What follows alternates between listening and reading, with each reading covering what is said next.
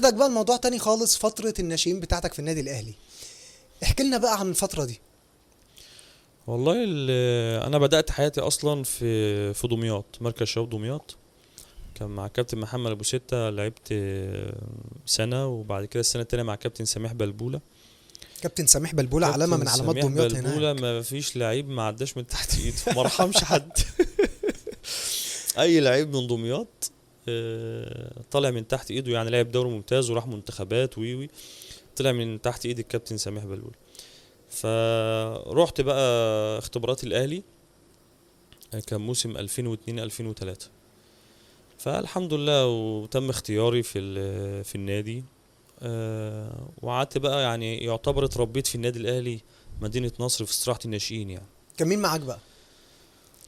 كان الجيل بتاعي كان شهاب احمد وهشام محمد و... وعفروتو وشكري، محمود توبة، احمد سعيد ميدو، كلهم ما شاء الله آه، عملوا انجازات كبيرة ولعبوا يعني الشاب لعب في الدوري الممتاز وحسام. مع الاهلي اه دول اللي كان. وشكري لعب اه وكلهم لعبوا يعتبر. اه ده جيلي في الاهلي.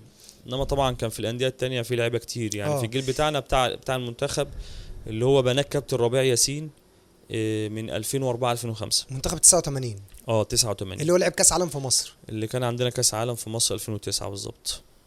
بس بعد كده قعدت في النادي الاهلي لغايه، طبعا مريت بمراحل الناشئين كلها ومدرسه الكوره.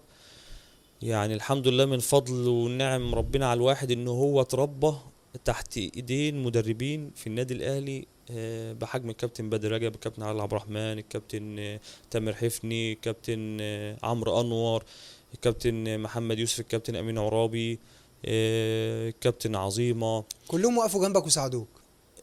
مجموعه مدربين بصراحه، الواحد يعني بس انت بتقول اسماء يعني اتربيت ناس عظيمه، يعني ناس اتربيت على ايديهم. فخر للكره المصريه. اتربيت على ايديهم، قعدت بتاع حوالي 8 سنين او اكتر من 8 سنين في النادي الاهلي، في مراحل البراعم والناشئين. مرينا احنا منتخب مصر الناشئين، كان الكابتن علاء نبيل. بعد كده الكابتن ربيع ياسين منتخب مصر الشباب.